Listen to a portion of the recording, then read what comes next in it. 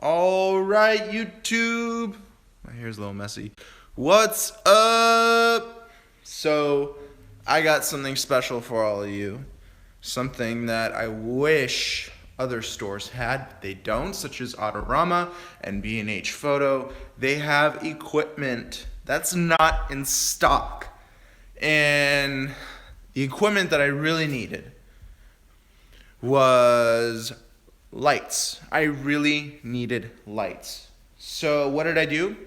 I went to my trusty CameTV.com company, which I bought my Came TV Argo from, and I got lights. And these aren't ordinary lights. These are something really, really special. Let's flip the camera around. Alright, so here we go. Let's go ahead and open up these puppies. These are the 55 watt Came TV Fresnal lights. Fresnal means that they have lenses inside of them, so you can actually focus the light. And we are going to put these together right now, and we're going to put them on these light stands here. Okay? Alright, so I have my Nuke case, which holds all the cables to these lights. I tried repacking them into this case, but I couldn't make it work, so I just put them in here. So my Nuke case holds all the cables to these lights, and what I'm going to try and do is prop the camera so you guys see everything. So let me try and figure this out. I always have a problem with this, even with the Gorilla Pod. So let's actually first take out the light so you guys can see close-ups. So I just got these lights yesterday. They just arrived from China. It took them only 2 days to get to me. So let's talk, before I get into the good stuff, let's talk about the bad stuff. All right. 2 bad things about these lights. This light in particular did not have a properly soldered cable inside, so it didn't power on. So I had to take the light apart, I had to find the cable, and over the weekend I'm going to solder the wiring inside this light. It just wasn't soldered. I don't know, I thought they were supposed to check these lights before they shipped them out. Apparently they didn't. Or maybe the solder just broke. But the wire still looks healthy, which tells me that it was never soldered. So over the weekend I'm going to have to solder the power cable inside of this light. However, for the time being, I did manage to prop the wire in a way to make contact. So this light powers on. But when I first got it, it never powered on. Okay, so that's one bad thing. Let's talk about the second bad thing. This light has an issue with one of its screw mounts. So this screw here, the thread inside got busted. So this screw will endlessly turn. However, it won't come out. So that's kind of an issue, but I don't plan on taking apart these lights, so I guess it's not that big of a deal, and if I really wanted to, I could of course remove that screw, if I really wanted to. But let's take a look at the size here. So this is a vase. This is about the same size as a Canon, what was it, 70-200 I think it was? I don't remember, I don't have that lens, so I can't really tell you, but this is a vase. Here's a comfy little pillow.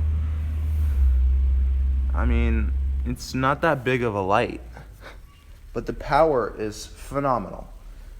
Alright, so I'm going to put this one here. I ordered a pack of 3, which I strongly recommend. I don't think anyone should buy 1 or 2. I think you should definitely buy 3. But yeah, the screw threading and the soldered cable, I think those are big issues that they need to resolve in quality control. But with those issues fixed, these are freaking awesome lights. They also come with these warm filters. They come with milky white filters, and they come with a little diffuser as well. Alright, so that's one level of the case. Second level, we have the power bricks and the yokes for the lights. So to install the yokes, it's very simple. You just got to screw them on. So let me find a way to prop the camera. I'll probably prop it like this. Right? I'm going to take these screws that came with it. Right? And we're going to use it to mount the yoke. I love that word, yoke. Just reminds me of eating eggs. Right? So, I'm gonna take this one here. Actually, let's take the one that doesn't have the soldered cable. I want to make sure that one still works. So let me find that light. I marked it by putting a little piece of tape on it. Put that there. Alright, so this one here. So I just gotta screw on the yoke. Sorry guys. Just gonna screw on the yoke here. Make sure, because I'm a little paranoid about the threads that they drilled into these lights, make sure that all the screws are straight, because if they're bent, you can definitely ruin the threading inside the light. So I just prop up the light in a way to make it straight. You know, I'm very weary of the threading, unfortunately. So I need to make sure that I don't have another issue. Boom. See? That's it. That's all you got to do. And then we have these awesome metal barn doors here, which control the direction of the light. Each of these flags are metal. So I think that's fantastic. So let's go over to the light stand. I'm going to prop this on to this one. I actually got to unscrew it. Sorry guys, I got to set you off to the side for a second. Alright. I'm just going to be... Okay, here we are. Okay, alright, so we have it pop up here. There it is. It looks beautiful. And honestly, like, this is a fabulous light, I think. It's solid. This is the 55 watt. They have a 30 watt version as well. But yeah, and you can see I already put in a diffuser in there to soften up the light. They also could have improved on how you could put in filters. Unfortunately, you have to unscrew the barn doors, and you have to, it's a little uncomfortable for me actually, but I have to place the filter in perfectly, because if I drop the light a little bit, the filter is going to move. So I have to center it perfectly while the light is like this, and then I can install barn doors, and then I have to screw it on with the filter. It's just an awkward position, an awkward way to install a filter. So I wish they could have, maybe in the factory, they could have added some sort of slot up here where you can just drop a filter in there and lock it. That would have been a better design in my opinion. But anyway, let's power on these pups so I can show you how much power they give. It's actually phenomenal how much power they give. So I'm going to take it to power brick. All right, I'm taking a power brick. We also have, with these lights comes D-tap power. So you can take one of those bigger size batteries and power it off that, or you can take a Sony NP960, NP970 battery and power it off the battery. But you're only going to get about an hour worth of charge, an hour worth of operating time, because these are very, very powerful lights. I know 55 watt doesn't seem like a lot, but it is. Alright, so I'm going to take this power brick here. I'm going to flip you guys on this side.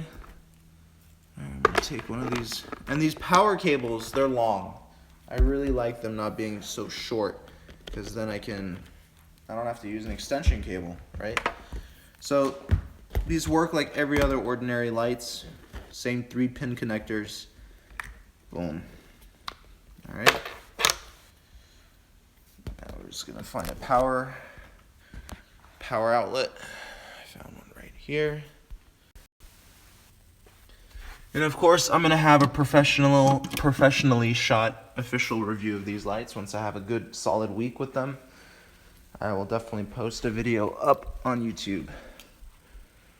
So how much did I pay for this whole kit? $7.98. $7.98 for all 3 lights. Or you can buy each light, I think, for around $260 or $270. Yeah. But don't forget, if you get the 3 lights, you get a free case. So I think that's cool. So we have another connector here. Goes right into the bottom of the light. I'm going to scoot this back a little bit. And it has a safety button here, just like it should. I'm going to put it up here. So there's the connector. I'm just going to push it in. And then I'm going to wrap. This is what they taught me when I took some film courses. You got to wrap the power brick around something so it doesn't get stress on the cable. All right, now let's see if it powers on. Maybe the cable, the unsoldered cable moved. I don't know. Let's see. Oh, no it didn't. Still works. So that's actually a really positive thing about the design. It's so solidly built that even a loose cable won't move if you shake it around or pack it up. So I think that's a really good design, in my opinion. Loose cables that won't move because they're so solidly built. Like the housing is very solidly built. So I'm going to turn on the light here. We have the dimmer, which actually turns on the light. Boom. Look at that. Let's go to the front of the light so you guys see how powerful it is. These are on-chip design LEDs. Very, very powerful. Very, very powerful. You can focus it. I can't really do it with one hand, but this section of the light pulls out so you can actually control the flood of the light. You can make it more narrow or you can make it wider. So I think that's fantastic. And of course, with these flags, you can shape the light. You can also buy optional Bowens mount adapters so you can attach soft boxes. So I think that's cool, but I already have 3 soft boxes, so I'm not gonna really need it. And there is a fan as well in these ones, but you can't hear it because it's so quiet. Can you hear it? I can't. If I put my ear like literally on the light, I can hear it. So they do heat up quite a bit, not as much as traditional tungsten lights, nowhere near. I don't think I'll need gloves while handling these lights, which is a good thing.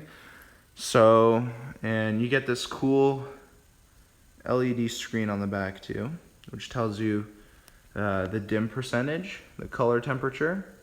These are the daylight lights. They also have tungsten versions. And if you're using a battery, it tells you how much power is left in the battery on the right here. And eventually there will be Wi-Fi functionality through an app where you can control these lights by your phone. And I think that's awesome. KMTV is working on that. They let me know. And yeah, that is the KMTV 55 watt Boltzen Fresnal lights. Stay tuned for my official review coming up soon. Alright guys, thanks for watching and I'll talk to you soon. Bye bye.